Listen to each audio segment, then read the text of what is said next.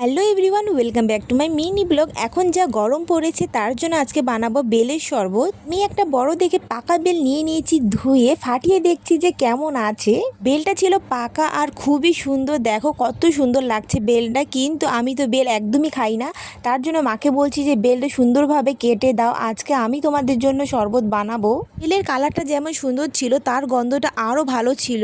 তোমরা কে কে বেলের শরবত খেতে পছন্দ করো কমেন্টে জানাও। আমি তো বেলের শরবত খেতে একদমই পছন্দ করি না, কিন্তু আমার বাড়ির লোক সবাই পছন্দ করে।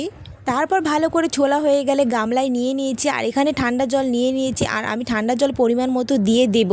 তারপর হাত দিয়ে ভালো করে বেলগুলোকে চটকে নিতে লাগবে যেন আটাগুলো বাইরে বেরিয়ে যায়।